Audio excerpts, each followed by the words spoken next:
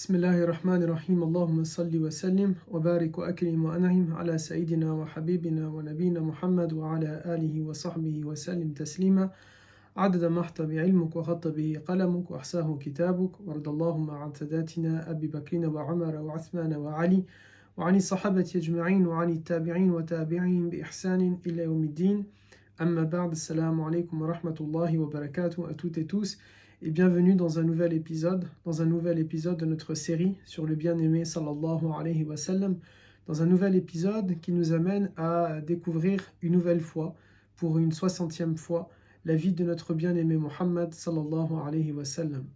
Tout au long de ces épisodes, tout au long de ces heures que nous avons passées ensemble, en direct sur la page Facebook Muhammad, depuis peu en direct sur TikTok ou bien en replay sur à la fois la page Facebook Muhammad et en même temps sur YouTube, nous avons appris à connaître la vie de cet homme qu'Allah Ta'ala a envoyé pour être une rahmatan lil alamin, une miséricorde pour l'humanité. De sa généalogie, à comprendre pourquoi l'Arabie, à comprendre pourquoi Muhammad alayhi salatu salam, en passant par Ash-Shama'il, ce qui fait sa caractéristique, en regardant sa description, on a essayé constamment et à travers chaque événement qui nous a amené jusqu'au ce 60e épisode, d'extraire et de tirer des moralités et des enseignements au quotidien pour pouvoir vivre en essayant le plus possible de lui ressembler. Parce que c'est cela la sunna, c'est d'essayer de marcher sur les pas du prophète alayhi salatu salam, combien même parfois c'est difficile pour nous parce que ça nous demande beaucoup plus d'efforts que simplement manger comme il a mangé, boire comme il a bu, ou bien s'asseoir comme il s'est assis. Marcher sur la sunna, c'est aussi d'extraire et de tirer des enseignements là où le prophète alayhi salatu salam nous a laissé des enseignements. Et tel est le travail du croyant et tel est le travail du musulman. C'est pas simplement, et on l'a déjà répété à plusieurs reprises tout au long de ces épisodes, c'est pas simplement de boire en 3 fois, c'est quelque chose qu'il est bien en effet de faire si l'on veut marcher sur les pas du prophète et pratiquer la sunna, mais c'est quelque chose qui est donné à n'importe qui. Même quelqu'un qui ne partage pas notre foi pourrait boire en 3 fois parce qu'il va se dire je vais pas faire un cul sec et ça sera un peu mieux pour moi.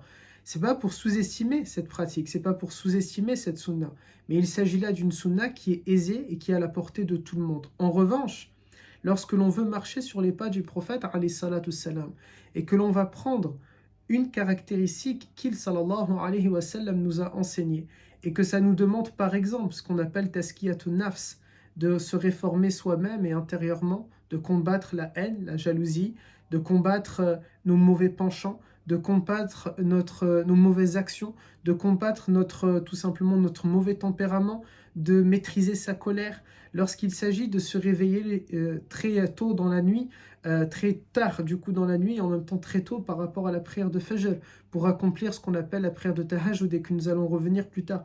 Tout cela, eh bien, ça nécessite, vous voyez, beaucoup plus d'efforts, beaucoup plus d'impact dans notre vie, beaucoup plus d'énergie. Et c'est pas à sous-estimer, bien au contraire, parce que qui dit plus d'énergie à pratiquer cette sunna-là, cette tradition, veut dire, bi'idnillah, si Allah Ta'ala bien sûr l'accepte, à ce moment-là, beaucoup plus de reward, beaucoup plus de récompense de la part de Allah Azza wa Jal. Et c'est ce qu'on essaye de faire au quotidien, plutôt de manière hebdomadaire, dans cette série qui est la série sur le prophète alayhi salatu salam, sur Facebook, sur la page Facebook Muhammad, sur TikTok ou bien encore sur YouTube. C'est ce que nous essayons de faire et c'est ce que nous sommes appelés à faire, chacune et chacun d'entre nous au quotidien, à partir des enseignements, à partir des faits de la vie du prophète alayhi salatu salam, en les recontextualisant, qu'est-ce que je peux faire pour essayer de me rapprocher de lui et de vivre comme il, sallallahu alayhi wa sallam, a vécu en tirant des enseignements et des moralités. Nous nous sommes laissés il y a 3 semaines en arrière avec la première partie de la bataille de Badr. Et comme nous avions dit à ce moment-là, et je le répète pour ce cours-là, il n'y a aucun parallélisme à faire, s'il vous plaît, entre la bataille de Badr et le contexte actuel dans lequel nous sommes. Ce que nous essayons de faire sur ces plateformes-là, en essayant de voir la vie du prophète, alayhi salatu salam, c'est tout simplement de pouvoir donner et reconstituer un fait historique qui est une bataille, comme on aurait pu parler de la bataille de Waterloo ou que sais-je encore de pas mal d'autres batailles, ou la bataille de Normandie, vous voyez, on peut parler de beaucoup d'autres batailles et de tirer des enseignements et des moralités. en rappelant et sans recontextualiser d'une manière à faire une similitude entre le contexte du prophète alayhi salatu salam et le nôtre, en se rappelant et en se souvenant qu'il y a des choses qui ne sont pas comparables, et en se souvenant que lorsque le prophète alayhi salatu salam est parti en guerre par rapport à la bataille de Badr, il n'est pas en réalité parti lui en guerre, mais il est parti, souvenez-vous, récupérer les biens qui avaient été volés par Quraysh, mais c'est Quraysh qui a déclenché la guerre et c'est Quraysh qui a décidé tout simplement d'amener toute son armée et de faire cette guerre contre le prophète alayhi salatu salam. Il n'y a aucun parallélisme à faire avec notre époque, il n'y a aucun parallélisme à faire avec la situation actuelle, mais il y a en revanche un fait historique qui est la bataille de Badr, qui est la première grande bataille que le prophète alayhi salatu salam a dû vivre. Et cette bataille-là, il l'a vécue. Pourquoi? Parce que tout simplement, il y avait en face de lui Quraysh qui a décidé de déclencher cette guerre et de déclencher cette bataille. Et nous, ce qui va être notre travail à nous, c'est à partir de ce récit-là qu'est la bataille de Badr, qui est un grand événement dans l'histoire musulmane et dans la sira du prophète, eh bien, quel enseignement je peux retenir et je peux tirer? Le premier d'entre eux, c'est lorsqu'on regarde comment le prophète sallallahu alayhi wa sallam a formé le groupe qui va sortir pour aller essayer de récupérer tout simplement les biens qui avaient été pris par Quraysh. Comment le prophète sallallahu alayhi wa sallam va faire? Il va mettre à sa droite l'ensemble des muhajiroun et à leur tête Ali ibn Abi Talib, et il va mettre à la gauche l'ensemble des Ansar et il va mettre à leur tête le compagnon Sa'ad ibn Mu'adh. Et il va mettre en arrière-plan un troisième groupe qui va être un peu comme un backup, comme un renfort au cas où, et il va mettre à leur tête Qais ibn Abi Sa'sa'a. Ici, lorsque l'on regarde de cette manière-là, on voit déjà qu'il y a des enseignements à tirer. Et bien sûr, les enseignements que l'on donne, ils ne sont pas exhaustifs. On pourrait donner le même cours de sira dans 1 heure ou dans 20 minutes ou dans une demi-heure, ou au même moment où je parle, il y a probablement d'autres, masha'Allah, da'i, qui sont en train de faire un travail d'explication de la sira probablement beaucoup mieux que moi, et ils auront leur propre enseignement et moralité à tirer. Et alhamdulillah, c'est ce qui fait la richesse de notre religion, et c'est ce qui fait la richesse de la sira, c'est que de manière illimitée, continuelle, nous pouvons tirer des enseignements et des moralités. Ce que nous essayons de faire sur la page Facebook Mohammed, ou en replay ou en direct sur d'autres plateformes, ce n'est donc pas de vous donner des enseignements qui sont exhaustifs, mais il y a tout un tas et tout un panel d'enseignements que l'on peut tirer. L'un d'entre eux, quel est-il? C'est que le prophète ici n'a pas gommé les cultures, n'a pas gommé les origines et n'a pas gommé, entre guillemets, la nationalité des compagnons. Il a mis les Mécois entre eux et les Ansar, les Médinois entre eux, mais tous avec ce même objectif et cette même idée de pouvoir récupérer le bien qui a été pris de manière injuste par Quraysh et de le restituer aux ayants droit, aux propriétaires qui se sont vus tout simplement voler ces biens-là. Et là, on voit quelque chose, ce qui nous rappelle le verset où Allah Ta'ala dit « وَخَلَقْنَاكُمْ شُعُوبًا وَقَبَائِلًا » nous avons, Allah Ta'ala nous dit qu'il nous a créés en tribus et en peuples. De la même manière qu'aujourd'hui, nous sommes des Occidentaux, des Orientaux, des Asiatiques, de la même manière qu'en Afrique, il va y avoir des Marocains, des Algériens, des Tunisiens, en Europe, des Français, des Italiens, des Espagnols, etc. Allah Ta'ala nous rappelle « Je vous ai créés », il dit Azza wa Jal qu'il nous a créés en peuple, en tribus, en ethnie, en couleurs de peau différentes. Pourquoi? Lita'arafu, de manière à ce que vous vous entreconnaissiez, de manière à ne former plus qu'un. Et c'est ça l'union.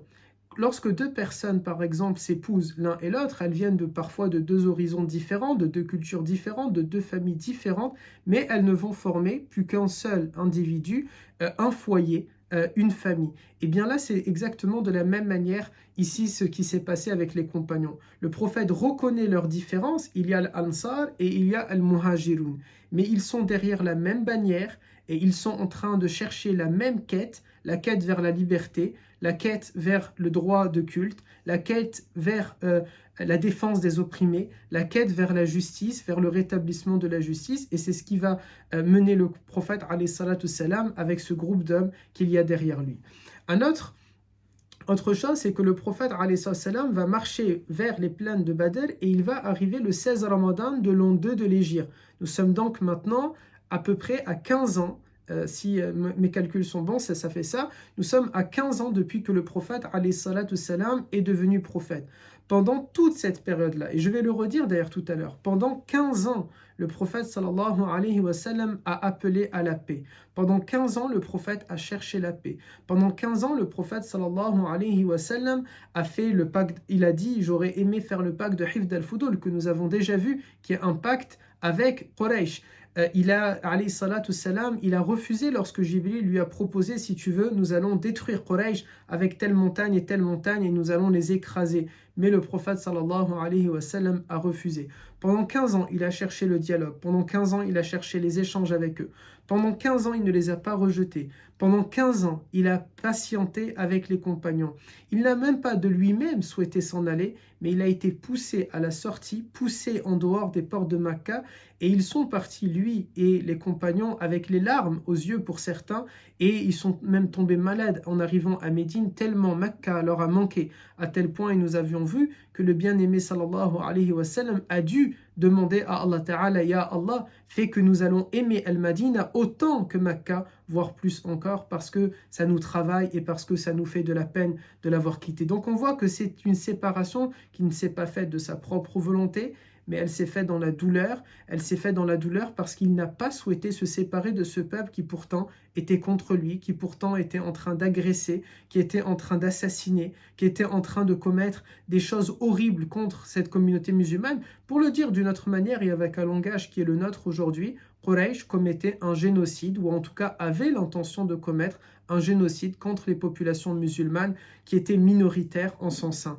Elle a empêché le droit de culte, elle a empêché la liberté de conscience, elle a empêché les libertés des uns et des autres, les allées et venues, puisqu'elle a même enchaîné certains compagnons, Abu Jandal par exemple, Abdullah ibn Suhail pour en citer un autre, et du coup à ce moment-là, on voit clairement ici qu'on avait affaire à une autocratie. Mais Nabi alayhi salam, notre bien-aimé, a patienté.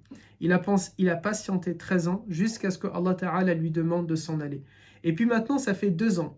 2 ans qu'il vit à Médine, qu'il a fondé une petite société, un petit État, où les compagnons sont en paix, où ils vivent en sérénité, où ils peuvent pratiquer leur foi de manière libre. Mais que se passe-t-il? Eh bien, Quraysh n'en a pas fini avec eux.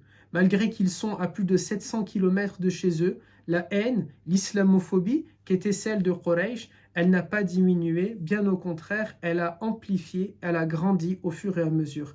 Et Quraysh, que va-t-elle faire? Eh bien, elle décide de saisir l'ensemble des biens laissés par les musulmans et de les vendre, et c'est ce que nous avions vu dans notre dernier épisode. Lors de cette action-là, le prophète alayhi salam ne peut pas se résoudre à voir cette caravane passer devant ses yeux, lui et les compagnons, et voir leur richesse spoilée de cette manière-là, vendue de manière injuste, et commettre cette injustice-là. Ils ne peuvent pas rester silencieux. Et donc le prophète veut sortir pour aller la ramasser, nous avions dit. Lorsqu'il sort, il n'a pas l'intention de faire une guerre. Il a simplement l'intention ici, tout simplement l'intention de récupérer ce qui lui revient de droit, c'est-à-dire ses biens, ses propres biens. Et c'est Quraysh qui déclenche et qui transforme cette récupération des biens qui ont été volés en une guerre, en sortant avec 3 fois plus d'hommes, en étant beaucoup plus armés que le prophète et les compagnons. Et donc, c'est là où nous arrivons aux plaines de Badr. Le prophète est donc obligé de sortir avec seulement 313 compagnons contre plus de 1000 soldats de l'autre côté. Il sort avec 313 compagnons, il ne sort pas avec 313 soldats. Il ne s'agit pas là d'hommes qui ont fait un service militaire, qui sont entraînés, ce n'est pas un commando d'élite, non. Ce sont tout simplement des personnes qui se sont fait voler leurs biens et qui décident d'aller les récupérer en étant armés de manière très légère, comme à l'époque tout simplement on pouvait l'être lorsque l'on se déplace et lorsque l'on part pour quelques jours. En face, Quraysh, eux par contre, ont préparé cette guerre. Ils sont armés avec des montures, avec des armes lourdes pour l'époque, et ils sont venus avec tout un bataillon, avec des vivres. Ils ont l'intention de terminer la cause des musulmans, qui est cette cause vers la liberté, et ce combat pour la liberté de culte et pour la liberté de conscience. Lorsque le prophète arrive aux plaines de Badr, nous sommes le 16 Ramadan. Et donc là aussi, un des enseignements, c'est de se souvenir, Ramadan après Ramadan, le jour 16 après le jour 16 de Ramadan, de se rappeler de cette bataille qui a eu lieu le 17 Ramadan. Nabi alayhi salam arrive le 16 Ramadan dans les plaines de Badr, et lorsqu'il y arrive, quelques heures plus tard, ce sera au tour de Quraysh d'arriver. Et là, le prophète, alayhi salatu salam, il va s'installer à un endroit, et il y a un compagnon qui s'appelle Al-Khubbab ibn Mundhir, qui vient voir le prophète, sallallahu alayhi wa sallam, et il le questionne en lui demandant, Ya Rasulallah, est-ce que c'est Allah Ta'ala qui t'a demandé de t'installer à cet endroit? Et là, le Nabi sallallahu alayhi wa sallam dit non, c'est moi qui ai pensé que c'était un endroit propice. Que va lui conseiller Al-Khabbab? Al-Khabbab qui est Al-Hubbab, pardon, et pas Al-Khabbab. Al-Khabbab étant le compagnon qui était en train d'apprendre à la sœur de Omar ibn al-Khattab une sourate et que Omar va attraper à un moment donné, mais peut-être on aura l'occasion d'y revenir. Ici, il s'agit, pardon, Al-Hubbab. Al-Hubbab ibn Mundhir. Eh bien, Al-Hubbab ibn Mundhir, qui était un homme expérimenté sur le plan militaire, ce que n'était pas le prophète, et on voit que le prophète n'était pas un amoureux de la guerre, il n'a pas les stratégies militaires pardon, je suis en train de refuser, il y a des personnes qui veulent s'inviter dans la conversation visiblement. Al-Hubbab, à ce moment-là, il est, lui, un militaire expérimenté, ce que le prophète n'est pas. Et donc, il va dire au prophète, Ya Rasulallah, si vous le permettez, je vous conseille plutôt que l'on s'installe à tel endroit, c'est-à-dire de sorte à ce que nous soyons devant les puits de Badr, les puits d'eau, et que derrière nous se trouvent les puits, de sorte que lorsque Quraysh va arriver, ils auront soif et ils ne vont pas avoir le temps de se rafraîchir, de se reposer, mais peut-être le combat va pouvoir avoir lieu rapidement pour en finir rapidement. Et ici, il y a quelque chose qui est très important de noter et de notifier. Aujourd'hui, on parle par exemple des conventions de Genève. Si on prend les Nations Unies, le rôle des Nations Unies, c'est de maintenir la paix dans le monde. Le rôle des Nations Unies, c'est de partir d'une réalité. Nous voulons, si je fais semblant d'être les Nations Unies disent quoi? Nous voulons qu'il y ait la paix dans le monde entier. Mais nous sommes conscients qu'il y a des autocraties, qu'il y a des régimes qui, eux, ne souhaitent pas la paix et qui donc vont vouloir la guerre. Eh bien, nous leur demandons, à minima, à défaut que vous ne vouliez pas respecter la paix dans le monde, eh bien, s'il vous plaît, respectez au moins un certain nombre de normes et de règles en matière de guerre, de manière à ce que ce soit un peu plus humain dans cette barbarie, qu'il y ait un peu plus d'humanité dans cette barbarie qu'est la guerre. C'est ça les Nations Unies. Nous voulons la paix, mais si vous ne voulez pas nous écouter, au moins faites en sorte que cette guerre-là, elle ne soit pas aussi barbare que la guerre est, mais qu'elle ait quand même quelques petites règles que nous allons mettre, et c'est ce qu'on a appelé ensuite la Convention de Genève, les Conventions des droits de l'homme, ou bien ceci ou bien cela, pour ne pas qu'on ait affaire à des crimes de guerre ou des crimes contre l'humanité, des crimes génocidaires, etc., etc. Ça va être par exemple, dans le contexte dans lequel nous vivons, ça va être par exemple d'interdire l'utilisation d'armes chimiques. Mais les Nations Unies, dans leur objectif, c'est quoi? C'est que la paix promeut, que la paix soit installée et qu'il n'y ait que la paix qui soit là. Ce n'est pas le but qu'il y ait la guerre. Et ce n'est pas parce qu'ils ont écrit des règles dans la guerre que ça veut dire qu'ils prônent la guerre. Non, ils partent tout simplement de cette réalité. Nabi sallallahu alayhi wa sallam agit exactement 1400 ans avant de la même manière que les Nations Unies aujourd'hui. Il ne veut pas la guerre. Cela fait maintenant 15 ans qu'il rejette l'idée d'une guerre. Cela fait maintenant 15 ans qu'il n'a jamais sorti son épée de son glaive pour aller combattre. Non, ça fait 15 ans qu'il recherche la paix et qu'il appelle à la paix. Mais dans un contexte de guerre, il ne va pas avoir le choix que de se défendre et de défendre les populations civiles. Et donc, dans cette guerre-là, il va essayer de l'humaniser le plus possible et de ne pas avoir recours à des actes qui vont être ce que nous pouvons considérer comme étant des crimes de guerre. Mais il n'a jamais, sallallahu alayhi wa sallam, il n'a jamais cherché à faire la guerre.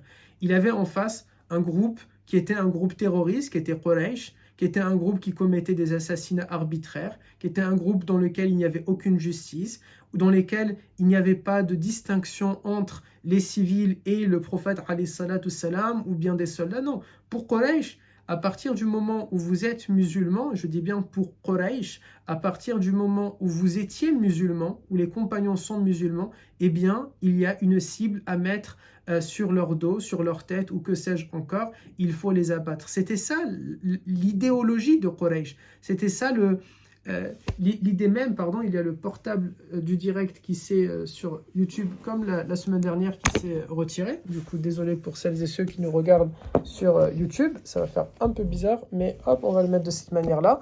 À partir du moment où nous sommes musulmans, où vous êtes musulmans, eh bien, cela signifie tout simplement que vous devez mourir. Ça, c'était l'idéologie quraishite, c'était ce que Quraysh a mis en place et le prophète alayhi salam va devoir dealer avec ça, va devoir gérer avec ça, mais en essayant d'apporter le plus de règles possibles dans ces combats-là, et nous allons le voir.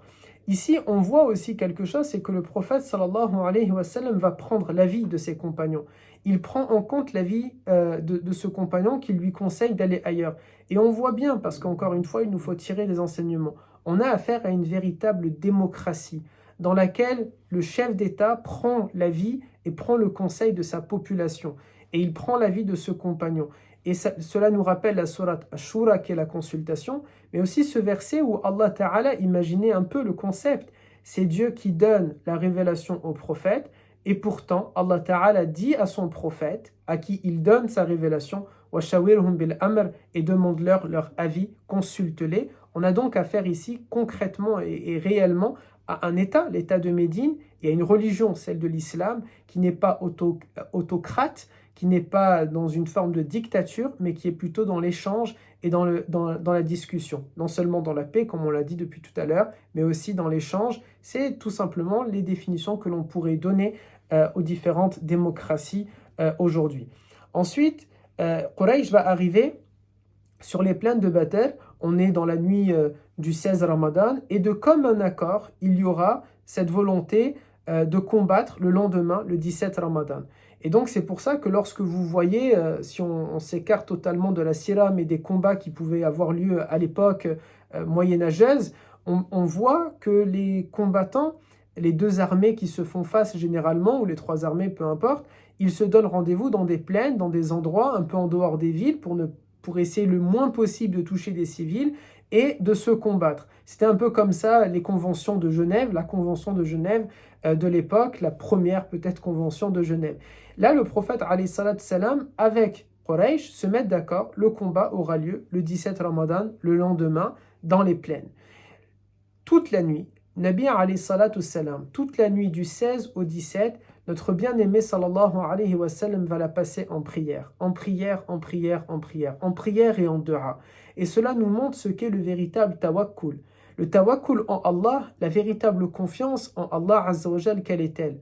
Elle est celle qui fait que j'ai fait toutes mes actions, j'ai tout entrepris, j'ai tout tenté, de manière à ce que ça se passe bien, de manière à ce que ça se passe comme je le souhaite, le dossier entre les mains de Allah Azza wa Jal, et tout simplement je vais demander à Allah Ta'ala, je vais dire à Allah Ta'ala, atawakkal ala Allah, j'ai confiance en Dieu.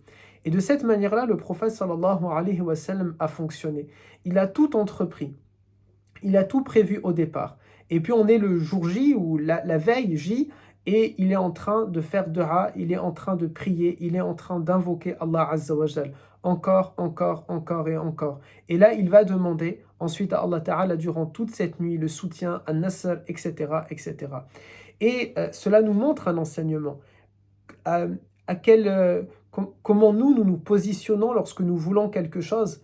Est-ce que nous sommes simplement en train de dire Ya Allah, Ya Allah, Ya Allah, ou bien est-ce que nous sommes prêts à passer toute une nuit, à se priver de sommeil, à invoquer, tout en ayant fait au préalable, durant des jours et des semaines, voire des mois à l'avance, l'ensemble des préparatifs pour obtenir ce que nous souhaitons le plus. Et c'est ça la sunna.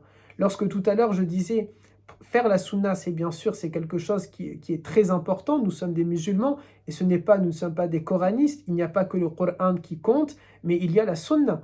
Il y a la tradition de notre bien-aimé, alayhi salatu salam, qui est importante. Et lorsque je veux marcher sur les pas de mon bien-aimé, cela implique que aussi, je vais passer parfois des nuits entières à invoquer, et cela implique aussi qu'avant de demander et de lever mes mains et de dire Ya Rab, eh bien j'ai fait as-sabab, j'ai fait les causes. Je ne peux pas me contenter de dire Ya Allah donnez-moi, Ya Allah accorde-moi, Ya Allah fais. et moi je n'ai rien fait, et moi je n'ai pas fait sabab, parce que c'est aller à l'encontre et contrairement à ce que le prophète a fait, et on le voit ici à travers cette nuit qui était décisive, à travers cette bataille qui était décisive, celle de Badr. S'il suffisait simplement de demander à Allah, le prophète alayhi salam aurait fait de cette manière, et donc nous aurions eu un argument, mais il ne l'a pas fait de cette façon-là. Il a tellement passé la nuit en prière. Il a tellement passé la nuit dans une prière qui était si importante. Abu Bakr nous dit, toute la nuit, le prophète alayhi salam levait les mains tellement haut que son manteau tombait. Il n'y avait pas les manches que nous connaissons maintenant. Son manteau tombait et Abu Bakr lui remettait le manteau par-dessus. Il levait les mains, certains ont dit c'était assez rare dans la sira. On a fait déjà 60 épisodes et on va continuer, bi'idnillah, si Dieu nous le permet. C'est très rare d'avoir trouvé le prophète qui lève les mains vraiment de cette manière-là. C'est-à-dire ce n'est pas simplement de cette façon-là, mais c'est les mains très très haut et la voix très haute. Et pourtant, nous n'avons pas besoin de crier pour invoquer Allah Ta'ala. Mais le prophète alayhi salatu salam est dans un tel moment et il sait que c'est une nuit décisive, qu'il est véritablement en train, après avoir fait sabab, après avoir fait les causes, il est véritablement en train d'invoquer Allah Azza wa Jal d'une manière inédite. Et ça nous donne un enseignement. Lorsque nous voulons quelque chose à tout prix, nous devons faire l'ensemble de nos préparations, l'ensemble de nos préparatifs, et ensuite invoquer. Et l'invocation, elle ne se fait pas en quelques minutes. J'ai envie de dire, autant de temps dure notre dua, autant de temps autant cela montre notre volonté à sa réalisation, à ce que Allah Ta'ala nous l'exauce. Il faut véritablement que cela se ressente et le prophète sallallahu alayhi wa sallam l'a fait de cette manière-là. Ibn Mas'ud, par exemple, le compagnon du prophète, dit « Je n'ai jamais vu quelqu'un, pas même le prophète sallallahu alayhi wa sallam, invoquer autant que cette nuit-là. » C'est-à-dire, même le prophète alayhi wa sallam n'a jamais fait autant de dua d'un coup, si ce n'est la nuit, la veille de Badr. On sait aussi que durant cette nuit-là, le prophète alayhi salam a fait une dua qui est, j'ai envie de dire, assez spéciale. Et lorsque l'on se pose, lorsqu'on essaye de faire un peu khawatir la sunna, la réflexion autour de la sunna, la réflexion autour de la vie du prophète, eh bien on peut se poser une question. C'est cette dua-là dans laquelle le prophète va dire « Ya Allah, si jamais tu vas détruire ce groupe », il parle ici des musulmans, si tu vas abandonner, c'est pas joli, plutôt on pourrait le traduire, si tu ne vas pas porter secours à ce groupe-là, c'est-à-dire les musulmans, alors tu ne seras plus jamais adoré sur terre. Et ici, il faut nous mettre une petite pause dans ce direct qui est le nôtre sur Facebook et sur TikTok, et mettre pause sur YouTube, de se poser cette question. Pourquoi le prophète dit « Ya Allah, si jamais tu détruis ce groupe-là, alors tu ne seras plus adoré sur terre ». Ici, il n'y a que 313 compagnons, nous l'avions vu dans les épisodes précédents. Badr, j'ai uniquement 313 compagnons. Ça veut dire qu'il y a encore des milliers de musulmans qui ne sont pas venus à la bataille. Ils sont à Médine, ils sont en Abyssinie, certains sont même à Makka, ou bien dans des contrées un peu lointaines ou un peu plus proches. Ils ne sont pas sur le champ de bataille. Et donc cette question-là, Ya Allah, si jamais nous allons perdre, tu ne seras plus adoré, se pose du coup deux questions. Est-ce que lorsque le prophète dit cela, ça veut dire que les 313 compagnons, ce sont les meilleurs soldats que l'islam n'a jamais connus? S'ils meurent, il n'y a plus aucun rempart pour défendre les populations civiles, et donc ça veut dire le génocide des musulmans, et donc la fin de l'islam. Peut-être. Mais plutôt, ce que les savants ont retenu, c'est que quoi?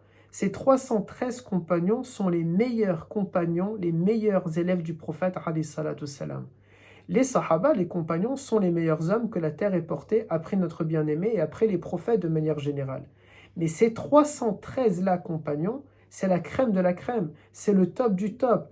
Et si on veut rester dans un langage militairo-militaire, c'est les commandos chez les compagnons, mais pas commandos dans le sens de la guerre, de l'armée ou d'un combat physique. C'est dans le sens, le top du top. Ce sont les plus pieux, les plus droits, les plus sérieux, ceux qui ont le plus grand amour pour Nabi alayhi salatu salam, avec quelques exceptions, parce que par exemple Uthman radiallahu anhu ne faisait pas partie du groupe, et pourtant on sait qu'il est le troisième meilleur compagnon. Nous avions déjà eu l'occasion d'ailleurs dans un des épisodes de dire, les savants ont dit quoi? Nous classons les compagnons dans un ordre. Abu Bakr, Omar, Uthman, Ali, rahimahumullah, wa radiallahu anhuma, et ensuite nous avons Ahlul Badr. les gens de Badr qui viennent juste après. Et donc là, on voit à quel point, pourquoi le prophète fait cette invocation-là. Aussi, si on fait une petite pause et qu'on se pose cette question-là, est-ce que ma foi, est-ce que ma piété, est-ce que mes actions, est-ce que ma droiture pèsent autant que ces hommes-là? Est-ce que dans cette communauté, si on fait le ratio, ils sont à peu près 10 000 musulmans à ce moment-là, ou 20 000, et 313, je ne sais pas quel est ce pronostic, enfin, pas pronostic, pardon, ce pourcentage-là. Si on regarde le même, est-ce que je fais partie de ce top? Est-ce que je fais partie du, je ne sais pas, on va dire par exemple, les 1% meilleurs de la communauté musulmane? Est-ce que ma vie est tellement pleine de piété, de foi, que je suis dans la comparaison, dans la métaphore, comme ces 313 compagnons dans cette communauté qui était autour du prophète? Est-ce qu'aujourd'hui nous sommes de cette manière-là? À tel point que notre vie est très importante parce que, bien sûr, la vie de tout le monde est importante, la vie de n'importe quelle personne, bien sûr, est importante. Mais ici, si je parle en termes de piété, en termes d'impact pour la Ummah, pour la communauté musulmane, est-ce que je compte dans cette communauté ou bien je suis simplement une personne parmi tant d'autres, un individu parmi tant d'autres, ou bien est-ce que je suis quelqu'un d'actif, comme on dit l'expression, quelqu'un qui est consomme-acteur, il est à la fois en train d'utiliser les bienfaits qu'il y a tout autour de lui, mais aussi il est quelqu'un d'actif qui a remonté ses manches et qui est en train d'essayer de faire ces efforts-là. Puisse Allah Ta'ala nous compter parmi ceux-là. C'est aussi ça, lire la sira de cette manière-là. Si simplement on regarde la sira et on dit Nabi alayhi salam, il a fait cette dua et puis on passe à autre chose, peut-être, et en tout cas c'est ma vision des choses, on passe à côté de l'essentiel. Il faut comprendre pourquoi le prophète a fait cette dua-là. Et à partir du moment où j'ai compris, où j'essaye de comprendre pourquoi le prophète a fait ça, comment moi je peux vivre avec ça dans mon quotidien? Eh bien, je peux essayer de vivre avec cette réalité-là en essayant tout simplement, moi aussi, d'être cette crème de la crème, d'être ce pieux parmi les pieux, d'essayer d'être al-muhsinoun, d'essayer de faire partie de ceux que Allah Ta'ala aime, nous disons Allahu yuhibbul mutatahhirin, Dieu aime ceux qui se purifient intérieurement, extérieurement, et bien d'essayer de faire partie de cela. Aussi, Ali ibn Abi Talib avait dit à ses élèves, le compagnon Ali, vous savez qu'après la mort de Nabi, les compagnons, on parlait de ceux qui remontent leurs manches, et bien les compagnons ont fait da'wa, ils ont enseigné à leurs élèves at-tabi'in, et Ali avait dit à ses élèves, si vous nous auriez vus la nuit de Badr, si vous nous auriez observés, vous auriez vu que nous tous, nous étions dans un sommeil profond, illa Rasulallah, sauf le messager de Dieu, qui a passé sa nuit entière en train de faire dua, qui a passé sa nuit entière en train de faire la prière. Quelle prière il faisait? La prière de Tahajjud. Et la prière de Tahajjud, bi'idnillah, si nos chers administrateurs, wallahi, j'ai pas vu les commentaires, mais je suis... Ben voilà, j'étais en train de dire, j'ai pas vu les commentaires, mais je suis quasiment sûr qu'il y avait un salam alaikum de votre part, wa alaikum salam wa rahmatullahi wa barakatuh. Et si nos chers administrateurs le permettent, peut-être ça sera l'objet d'une autre série lorsque j'aurai fini l'écriture d'un livre autour de Tahajjud que je suis en train de préparer. La prière de Tahajjud est trop importante dans notre religion. Et ne sous-estimez pas le pouvoir de cette prière. Ne sous-estimez pas la puissance de la prière de Tahajjud, de la prière nocturne. Faites Tahajjud. Levez-vous avant Fajr, 1 heure avant Fajr, une demi-heure avant Fajr, 2 heures avant Fajr. Commencez par 2 rak'a, faites ensuite 4, 6, 8 rak'a, faites beaucoup plus de rak'a, bi'idnillah, parce que la prière nocturne, elle est ce moment dans lequel vous êtes seul avec Allah Ta'ala, dans l'obscurité pendant que l'humanité entière, en tout cas ceux de votre fuseau horaire, sont en train de dormir, eh bien vous êtes réveillés et vous êtes en train d'invoquer Allah Azza wa Jal pour la sérénité, pour la quiétude, pour votre bonheur intérieur, pour votre cheminement spirituel, pour la purification de votre âme, la purification de votre cœur, pour la rencontre avec le bien-aimé alayhi salatu salam, pour cette joie intérieure et bi'idnillah, pour l'ensemble des choses que vous souhaitez et que vous désirez. Et Nabi sallallahu alayhi wa sallam a passé sa nuit entière en train de faire ad-dua et tahajjud, et en train de faire cette prière-là. Et Ali ibn Abi Talib, lorsqu'il dit « Nous étions tous dans un sommeil profond », y compris Abu Bakr qui est en train de remettre le manteau sur les épaules du prophète, lui-même, à un moment donné, va tomber de sommeil. Et bien ça, c'est un miracle qui émane de Allah Azza wa Jal, dans lequel, tout simplement, dans lequel Allah Ta'ala a envoyé un sommeil, j'ai noté normalement, il est ici, dans le verset 154 de Surat Ali Imran, Allah Ta'ala l'évoque. Il dit, Azza wa Jal, qu'il a donné cette nuit de sommeil aux compagnons de manière à ce qu'ils se reposent, pour que ça les...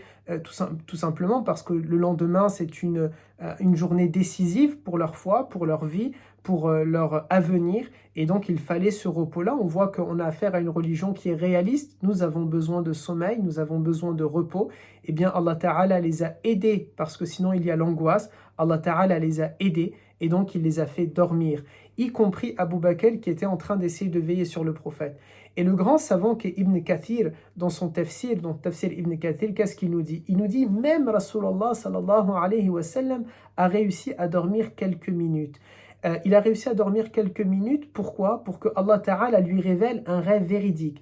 Un rêve que Allah Ta'ala évoque dans le verset 43 de la Sourate Al-Anfal, que je vais vous lire. Allah Ta'ala dit « Dieu t'avait montré en songe une armée ennemie peu nombreuse, car s'il te l'avait montré plus forte, vous seriez certainement découragés et la discorde se serait installée dans vos rangs, mais Allah vous en a préservé, car Allah connaît parfaitement ce que recèlent les cœurs. » Encore une fois, il n'y a aucun comparatif à faire avec notre époque. Il y a une reconstitution historique et des enseignements à tirer pour nous-mêmes. Ici, Allah Ta'ala a montré au prophète salam, que le grand nombre de Quraysh a été diminué. Comment? Bien sûr, astaghfirullah, nous n'allons pas imaginer un seul instant que Allah Ta'ala a menti à son prophète.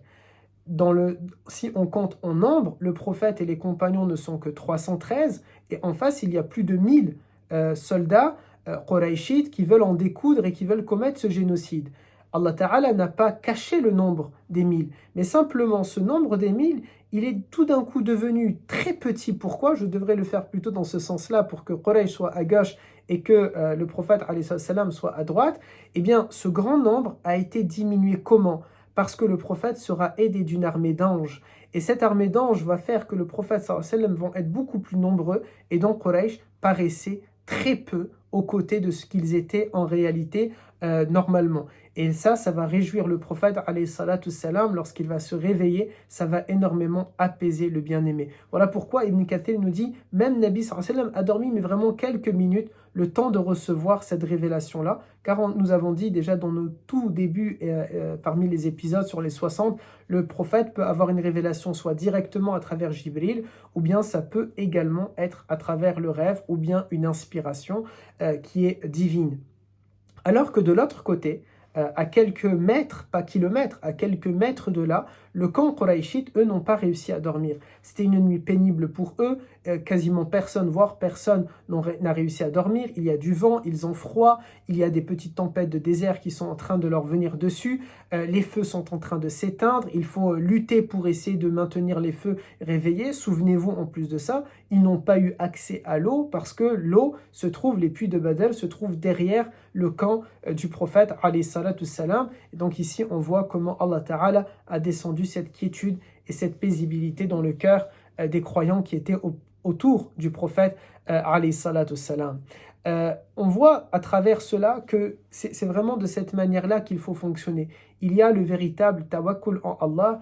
Nous prenons l'ensemble de nos actions et puis on laisse Allah Azza wa Jal gérer, on laisse Allah Azza wa Jal prendre soin de nous comme le prophète sallallahu alayhi wa sallam a fait. Et lorsqu'il va se réveiller, il va réveiller les compagnons et là tout un speech va avoir lieu dans lequel il va leur remonter le moral. Mais ce discours-là, c'est ce que nous verrons dans le prochain épisode. On essaye comme ça de finir sur un petit teaser, vous voyez, de manière à vous motiver bi'idhnillah pour être présent dans le prochain épisode. Voilà une petite partie. Souvenez-vous, la bataille de Badr, c'est quelque chose qui est très important et qui va nous prendre, je l'avais dit dès la première partie de Badr, plusieurs semaines, plusieurs cours autour de Badr, parce que c'est assez long. Et de manière à ne pas vous ennuyer, j'espère d'ailleurs que je ne vous ennuie pas, de manière à ne pas vous ennuyer, on ne rentre pas forcément dans l'ensemble des détails, mais on essaye en tout cas de dire les éléments les plus importants de la sira et de tirer le plus possible des enseignements. Mais ensuite, vraiment, les enseignements, c'est à chacune et chacun d'entre nous d'essayer de les récupérer,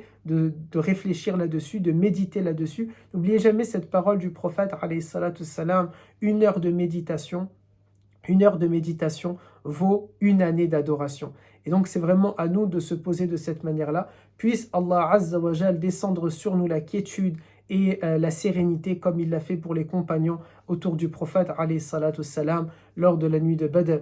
Puisse Allah Azza wa Jal étancher notre soif de savoir. Puisse Allah Azza wa Jal nous accompagner. Puisse Allah Azza wa Jal être à nos côtés. Puissions-nous comprendre ce qu'est le véritable tawakkul, la véritable confiance en Allah Ta'ala, d'entreprendre des actions et ensuite de placer le dossier entre les mains d'Allah Azza wa Jal pour qu'il nous aide et qu'il nous soutienne. Puissions-nous accepter la guidée de Allah Ta'ala, qu'elle nous plaise ou qu'elle ne nous plaise pas. Et puisse Allah Azza wa Jal nous aider à comprendre lorsqu'il nous a refusé quelque chose de manière à ne jamais lui en vouloir. Puissions-nous être constamment en osmose avec notre religion. Puissions-nous constamment être en osmose avec la décision de Allah Ta'ala. Puisse Allah Azza wa Jal nous éviter d'être de ceux qui sont en colère contre lui. Et lorsque nous avons une peine, lorsque nous avons une catastrophe qui nous touche dans notre vie, lorsque nous avons des incompréhensions qui nous touchent autour de nous, puissions-nous être de celles et ceux qui sont satisfaits de la décision d'Allah Azza wa Jal, ou bien de celles et ceux, et en parallèle de celles et ceux qui se sont remis en question pour comprendre est-ce que c'est de ma faute, ou bien est-ce que c'est véritablement quelque chose qui vient de Allah Ta'ala. Puissions-nous faire partie de ceux qui savent faire la différence entre le bien et le mal, entre la vérité et le faux. Puissions-nous être de celles et ceux qui sont comme Nabi alayhi salatu salam et comme les compagnons, être dans le camp de la justice, dans le camp de la liberté, dans le camp de la liberté de conscience, dans la liberté de penser, et ne jamais tomber dans l'autocratie, ne jamais tomber dans la dictature, ne jamais tomber dans l'hostilité. Mais puissions-nous être des hommes et des femmes qui se battent intérieurement pour pouvoir être ces individus qui sont libres, libres de penser, libres de pratiquer leur foi, en conformité avec ce que Allah Ta'ala nous a demandé. Bi'idnillah, puisse Allah Azza wa Jal nous aider, puisse Allah Azza wa Jal exaucer nos invocations, puisse Allah Azza wa Jal répondre à nos invocations et à l'invocation de l'ensemble des opprimés à travers le monde. Allahumma amin, amin, amin, ya Rabbal alamin. Subhanak Allahumma wa bihamdik. Nashhadu an la ilaha illa